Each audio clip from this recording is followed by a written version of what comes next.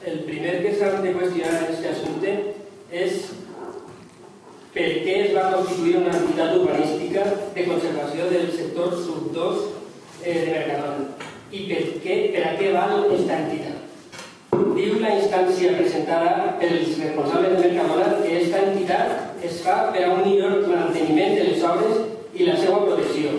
Estem parlant dels carrers, parcs, aparcaments, elements de decoració, etc., que són nous i que en principi no han de suposar molt de gasto de manteniment.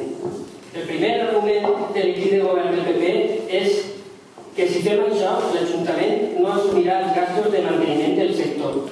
La pregunta així és quan va costar el manteniment d'aquestes zones verdes, dels elements comuns i dels carrers? Quan va costar si són nous? On està l'informe on es valora econòmicament el que s'anem a estalviar?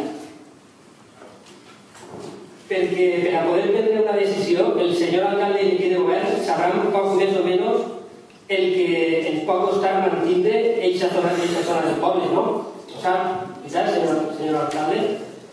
Podria dir-nos quant ens pot costar de mantindre i on està l'informe tècnic que ho avala? Ha demanat vostè aquest informe, senyor alcalde? Bé, aquesta entitat es firmarà per a 40 anys. Sempre s'ha dit, i poso un exemple, que un cotxe no dona problemes. Als 5 anys comencen a fallar coses i als 10 anys pràcticament està per a canviar. Bé, així tenim una cosa semblant. D'aquí 40 anys hi haurà coses per a canviar, carrers per asfaltar, i ja veurem a qui li toca rascar-se la butxaca. Segurament a l'Ajuntament, a tots. Tot això que acaba de dir són les raons per les que el Partit Popular diu que vol fer aquesta entitat. El bloc creiem que les raons són altres. Des del bloc Compromís creiem que Mercadona ja tenia previst tot això des del principi, però no estava escrit en el projecte que es va aprovar, evidentment. Mercadona volia tindre un recinte de difícil accés i que pareguera que formara part de la mateixa empresa. Això cohibirà el pas de la gent pel que són carrers i parcs del poble. Per això Mercadona va demanar el dia 4 d'octubre per registre d'entrada autorització per a la instal·lació d'una tanca, un vallat perimetral definitiu. Tanca que Mercadona ja ha instal·lat. I ara li faré una altra pregunta al senyor alcalde, a veure si me la pot contestar. Vostè, senyor alcalde, ja li ha concedit el permís a Mercadona per a que instal·li els tanques o vallets? Vaig a contestar-li jo, senyor alcalde. El passat divendres 23 de desembre del matí, i sense saber que avui teníem un ple, vam estar mirant el projecte de Mercadona. Justament buscant si en el projecte es parlava de la instal·lació d'aquestes tanques. I vam parlar amb un dels tècnics urbanistes del nostre Ajuntament. I es va dir que Mercadona encara no tenia el permís per a instal·lar-les. I per cert, tampoc estaven en el projecte inicial de Mercadona. Per tant, senyor alcalde, el crear una entitat urbanística de conservació del sector sub 2 de Mercadona significa regularitzar una cosa que de moment és il·legal. Per tant, vostès estan permetent il·legalitat i és responsabilitat seva. Aquesta entitat és el pas previ per a justificar tancar una zona del poble. Res de que s'estalviarem uns diners. La realitat és que el senyor alcalde, i vostè ben bé que ho sap, és així.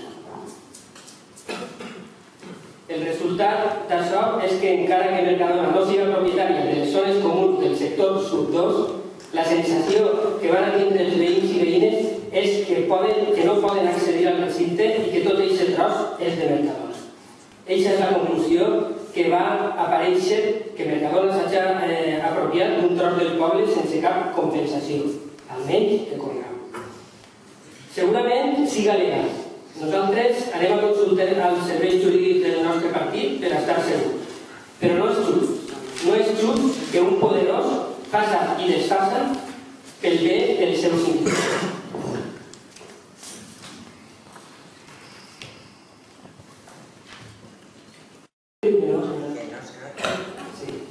Bé, Això serà un gran impuls per al nostre Ajuntament i una oportunitat per als nostres veïns i veïnes. Per tant, volem que vingui a Mercadona. Però com a regidors hem de defendre i velar també pels interessos de tots els veïns i veïnes. Mercadona ha fet i desfet des de l'inici, velant pels seus interessos empresarials. Primer, quan va marcar el preu del sòl per als veïns i veïnes que quedaven per vendre, que tingueren que passar, com es sol dir, per l'ara. Després, en els noms dels carrers que van proposar i que el Partit Popular va aprovar unilateralment.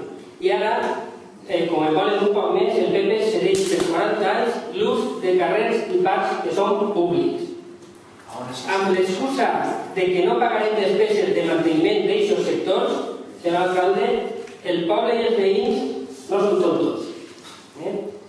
I si ara el sector de la Macària presentara també la creació d'una entitat urbanística de conservació, si ho presentara, sí, què faria vostè? Aprovaria? ¿Vostè votaria a favor d'això? ¿Vostè votaria a favor? Sí, pero ahí se estalviaría un grapamiento de duro que les zones d'allí, perquè les zones d'allà són molt més extenses. Ara, tindríem una urbanització dins del poble, tot a tancar. Això, evidentment, per propietaris és un xollo, perquè per la nit estaria tancat i per el dia s'obriria. En vigilància privada i dins del poble. Això és un xollo, evidentment. Però vostès estic segur de que no ho farien. I mire, i vostè als veïns a que ho passen, a veure si vostè té el valor d'aprovar això. I s'ha votat el temps, senyor Nicolau. Molt bé. Tristament, és la història del Partit Popular. No té la paraula. M'agradaria veure moltes gràcies per la seva evidència a altra vegada. Comproveu, si té algun problema, li reclama Microsoft. Crec que això ho fan... No vol que parles. Quina democràcia que en teniu. Segons les introduccions.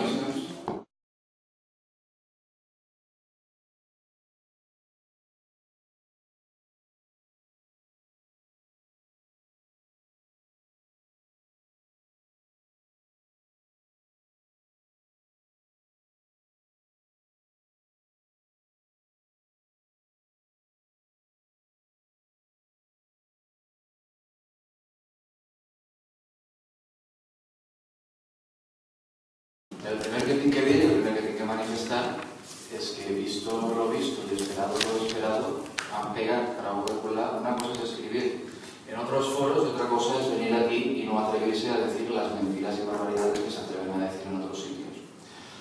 A mi m'haguera agradat que per part de l'oposició se m'haguera dit en quin punt, en quin puesto i en quina paraula diu que l'Ajuntament està cedint absolutament res, ni una xicoteta porció de sobirania sobre això o que s'està privant als veïns de la possibilitat d'entrar d'ahí.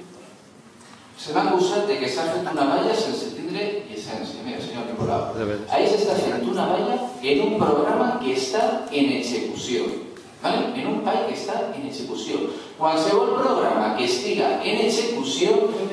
No li ha contestat perquè és que no li puc donar la llicència encara, però és que aquests senyors tenen el dret, me deixa parlar a mi, aquests senyors tenen el dret de ballar les obres de l'execució. Perquè igual que ha estat ballar la Macària, igual que ha estat el Subn2, igual que han estat ballats tots els sectors, aquests senyors tenen el mateix dret de ballar unes obres d'urbanització. I en canvi, no s'ha rebut per part de l'Ajuntament. S'està dient que s'està privatitzant i que s'està impedint l'accés dels veïns. I un detall tan simple, que n'hi ha en el sector, és que n'hi ha 7 portes d'accés. 7 portes d'accés. 2 per vehicles, 5 per peatons. 5 per peatons, per les persones que vulguin entrar allí del poble. En ningún punt del conveni fica res de privatitzat.